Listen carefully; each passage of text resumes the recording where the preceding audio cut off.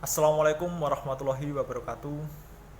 Perkenalkan, nama saya Muhammad Mursid Akbar dari Fakultas Hukum Universitas Pamulang dengan nomor NIM 20101020201264. Di sini saya akan menjelaskan materi tentang jurnal. Apa itu jurnal? Jurnal adalah publikasi ilmiah yang berisi kumpulan artikel dan biasanya muncul secara teratur, misalnya 2 atau 4 kali setahun. Artikel yang ditulis untuk jurnal ditinjau atau ditinjau oleh tim peninjau sebelum dimasukkan dalam dewan editor jurnal. Artikel jurnal yang merupakan laporan penelitian khas terdiri dari berbagai bagian dari judul, abstrak, deskripsi, pengantar, tinjauan literatur, metodologi, hasil analisis, diskusi, dan implikasi dari temuan penelitian. Pada titik ini, kita bisa mendapatkan kesan bahwa jurnal adalah artikel ilmiah. Tidak seperti makalah tertulis lainnya, seperti terbitan berkala, yang juga muncul secara teratur dan biasanya juga berisi kumpulan artikel. Jurnal-jurnal tersebut secara akademis disejajarkan dengan komunitas ilmiah. Dalam jurnal terdapat juga desain jurnal. Nah, desain jurnal merupakan suatu rencana yang didasarkan pada suatu konsep yang dibuat sebelum menerbitkan suatu jurnal. Sedangkan ukuran, bentuk, dan penampilan atau struktur pengaturan elemen-elemen jurnal disebut sebagai format. Dan cara elemen-elemen diatur pada halaman tertentu disebut tata letak atau layout. Nah, demikian yang saya sampaikan. Untuk materi jurnal selanjutnya akan disampaikan oleh rekan saya, Frendo Fernando. Terima kasih. Assalamualaikum warahmatullahi wabarakatuh. Nama saya Novrino Dori Piero dari Fakultas Hukum Universitas Pamulang dengan nomor NIM 20101020000223. Kali ini saya akan menjelaskan tentang abstrak dan pengantar. Apa sih itu abstrak? Abstrak adalah ringkasan aspek-aspek utama dari keseluruhan karya tulis. Biasanya dalam satu paragraf dengan urutan sebagai berikut. Yang pertama, masalah yang diselidiki atau tujuan diambil dari pengantar. Yang kedua, rancangan percobaan dan metode yang digunakan diambil dari metode. Yang ketiga, temuan utama termasuk hasil kuantitatif atau kecenderungan diambil dari hasil. Yang keempat, ringkasan interpretasi dari kesimpulan diambil dari diskusi. Nah, keempat tersebut adalah urutan dari abstrak. Yang selanjutnya yaitu pengantar. Apa sih isi dari pengantar?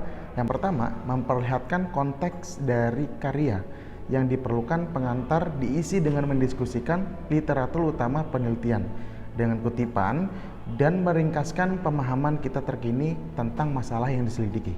Yang kedua, menyatakan tujuan dari karya dengan bentuk hipotesis, pernyataan, atau masalah yang diselidiki.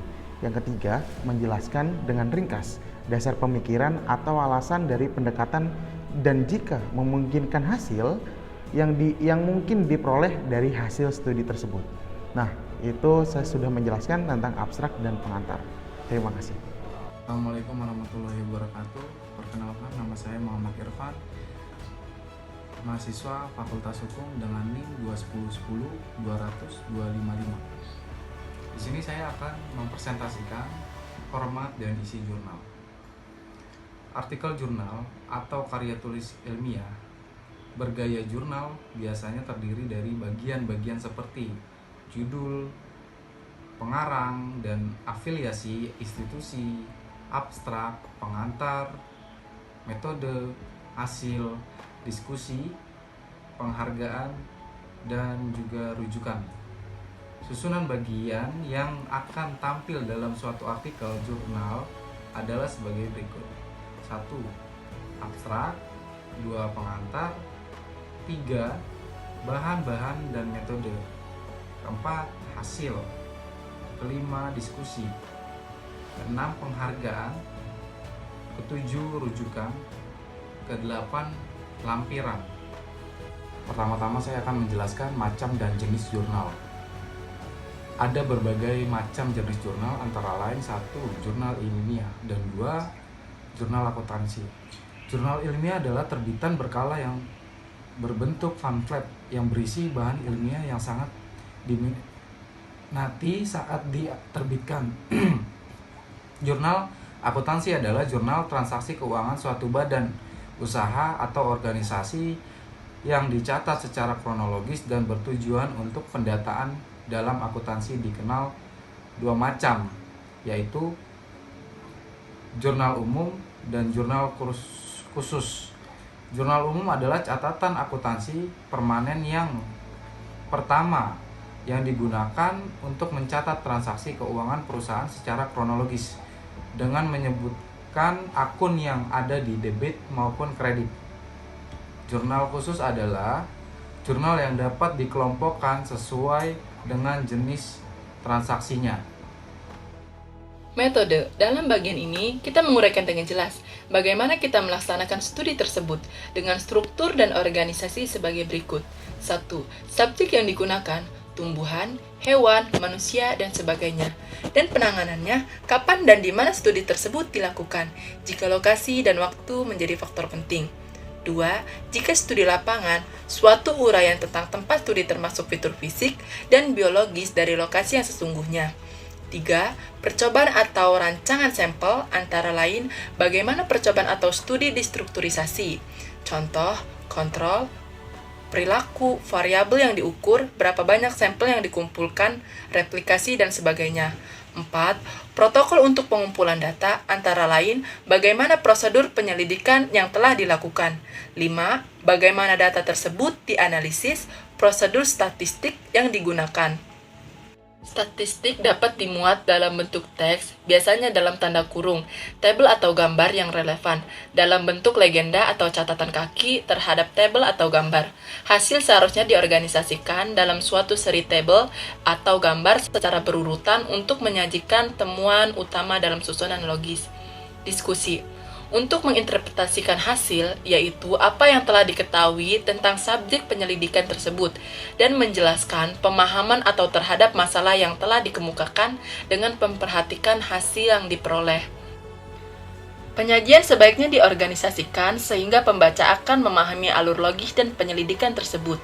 Untuk diperlukan subheading secara umum, diberikan rincian kuantitatif berapa banyak, berapa lama, kapan, dan sebagainya tentang prosedur penyelidikan tersebut sehingga ilmuwan lain dapat memproduksinya.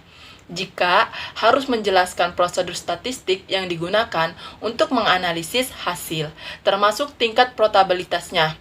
Hasil.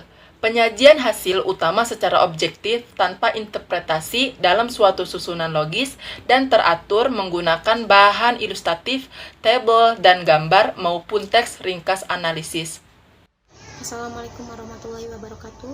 Nama saya Titi Siti Rohman, nomor induk mahasiswa 2 010102002335, kelas V 1006 FH. Di sini saya dari kelompok 6 akan melanjutkan slide berikutnya yang sebelumnya telah dijelaskan oleh kawan-kawan saya, di mana jurnal, jika di dalam jurnal kita mendapatkan pelaksanaan, pekerjaan, ataupun bantuan dari seseorang, kita harus menghargai semua itu. Di bagian selanjutnya, di dalam jurnal terdapatlah bagian rujukan atau literatur di mana kita dapat mengutip suatu karya tulis yang bisa sederhana kita cantumkan dalam kurung nama atau tahun terakhir produksi karya tulis tersebut. Terima kasih atas perhatiannya. Cukup sekian pembahasan dari kelompok 6. Terima kasih perhatiannya Ibu Reni selaku dosen pembimbing bahasa Indonesia. Selalu jaga kesehatan dan ingat 3M, menjaga jarak, mencuci tangan, dan selalu memakai masker kemanapun Anda berada. Wassalamualaikum warahmatullahi wabarakatuh.